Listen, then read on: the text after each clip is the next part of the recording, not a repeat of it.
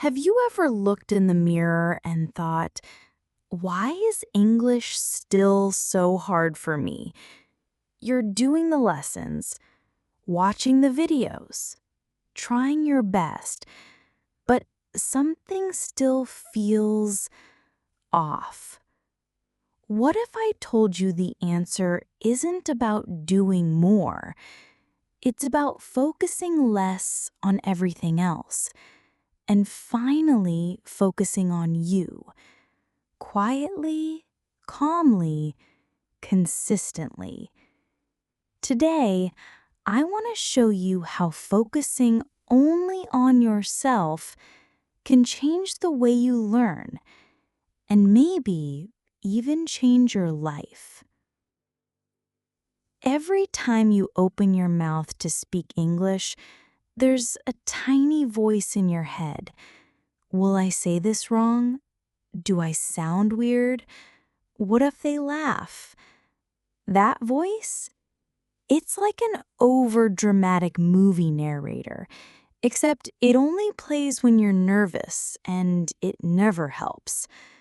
We all have that voice, the one that worries more about what people think than what we're actually trying to say. And it can make even simple things like ordering coffee or asking for directions feel like you're stepping on stage at the Oscars without a script, in the wrong outfit. You hesitate. You second guess. Sometimes you just smile and hope pointing works. But here's the truth. Most people aren't thinking about you. They're thinking about themselves, just like you are. That barista, they're wondering if their shift will end on time.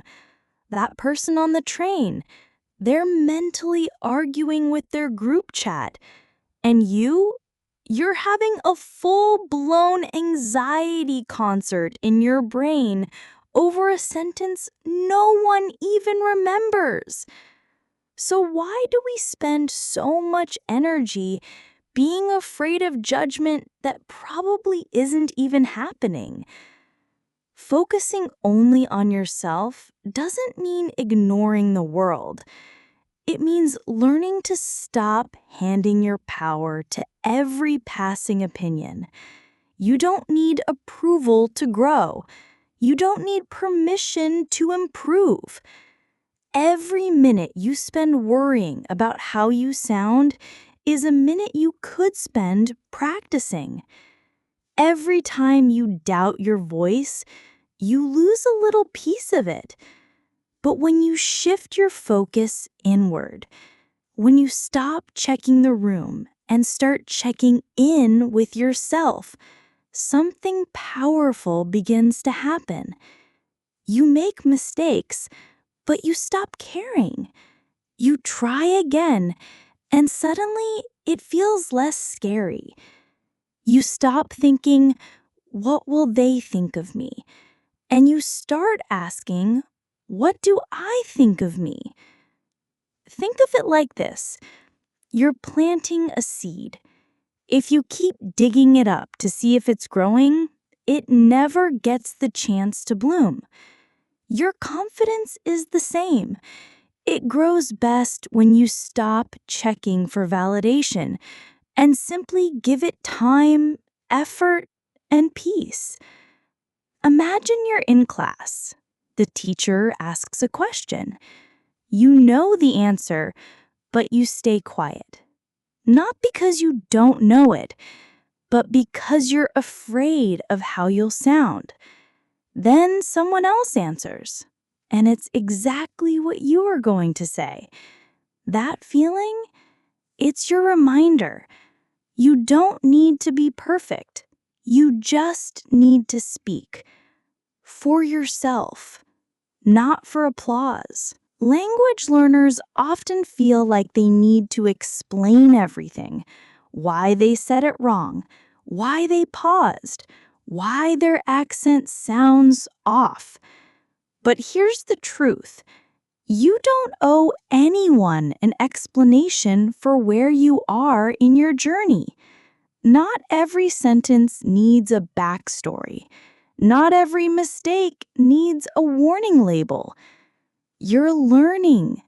That's the explanation, and it's more than enough. Picture this. You're in a small group conversation. Someone asks you a question in English. You answer, but you mix up a verb. You feel the heat in your face. You rush to explain, "Sorry, I meant I'm still learning." But no one laughed. No one corrected you. In fact, they nodded and kept going. The only person who thought it was a big deal was you. The moment you stop over-explaining is the moment you start owning your voice.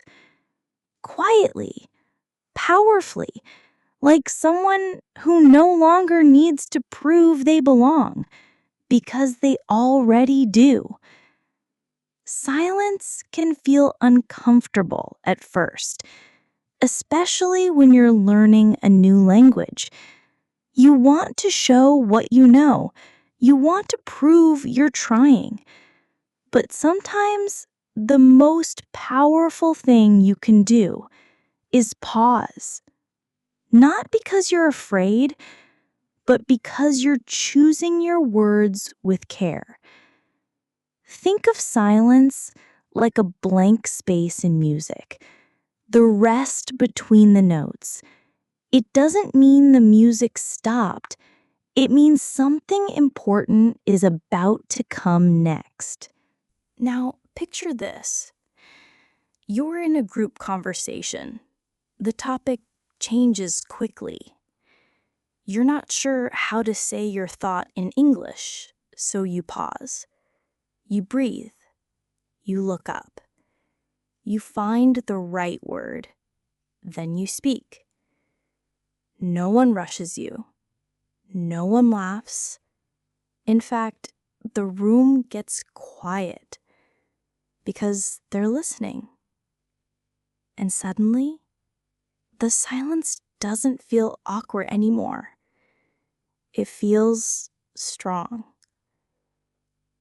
Silence doesn't mean you don't understand. Sometimes it means you understand more than you're ready to say. Not everyone deserves access to your energy. Some people don't listen. They just wait for their turn to speak, like they're rehearsing their next line in a play no one else auditioned for. Some people correct your English, not to help you grow, but to feel like the grammar police in a town no one asked them to patrol. And some people will only notice your effort when they need something from you. Like that friend who only texts when they need a ride to the airport. That's not your fault, and it's not your job to fix. You're allowed to pull your energy back. Picture this.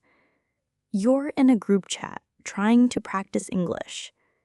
You share something you're proud of, maybe a sentence you finally got right. Someone replies, "Actually, it's supposed to be..." No encouragement, just correction.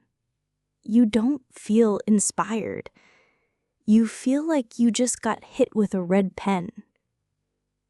That's your sign. Your energy is too valuable for people who only notice your errors, not your effort.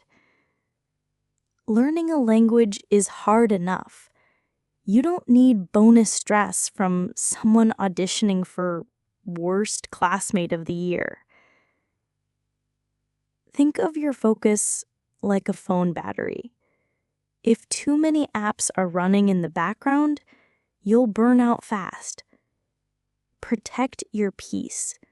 It's part of the process. Not everything that demands your attention deserves it. Growth makes people uncomfortable, especially the ones who liked you better when you doubted yourself. Maybe you've heard things like, "You've changed. You're quiet now. You used to be so fun."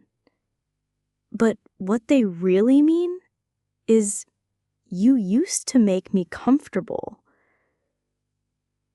When you start focusing only on yourself, people will notice. Not always in a good way. Imagine this. You used to stay after class and chat in English, always smiling, always joking, even when you didn't feel confident. Then one day, you stop explaining your grammar mistakes. You stop laughing at your own accent. You speak slower, clearer, calmer. Someone says, "You're different. Are you okay?" And the answer is yes. You're just done performing. You're not here to make everyone else comfortable at the cost of your own confidence. You don't owe anyone the past version of you, especially if that version always apologized, always explained, always tried to be perfect. That version got you here, but it doesn't need to come with you. You stop watching everyone else. You stop comparing yourself to someone else's chapter 2 to someone else's chapter 20. You stop trying to speak like a native and start speaking like yourself. Quietly, clearly, without apology. You don't need to be loud. You don't need to be perfect. You just need to keep going. Picture this. You're in an online study group. One person speaks quickly and confidently. Another always has perfect grammar. And you? You pause. You think. You still need subtitles sometimes. But guess what? You show up every time. And here's what no one talks about. The native speaker who sounds fluent, they've had years of practice, culture, context, childhood memories in the language. You've had maybe a few months or a year. Comparing yourself to them is like comparing a seed to a tree and calling the seed a failure. You're not behind. You're just growing. Think of it like climbing a mountain. Some people sprint. Some people post selfies. But you just keep walking. Step by step, breath by breath. And one day, you look around and realize how far you've come. That's what real confidence looks like. Not noise, but presence. You don't have to prove yourself. You don't have to explain yourself. You just have to keep going. Let the world move fast. Let the noise keep shouting. You move with purpose. You speak with care. You grow in silence. Because learning a language isn't about being perfect. It's about becoming you in another language. And that takes time, patience, and focus. So today, just try this. Say one sentence in English. Slowly, clearly, confidently, without apologizing for it. That's it. That's the first step. You've got this. If you enjoyed this lesson, click here for another learning video.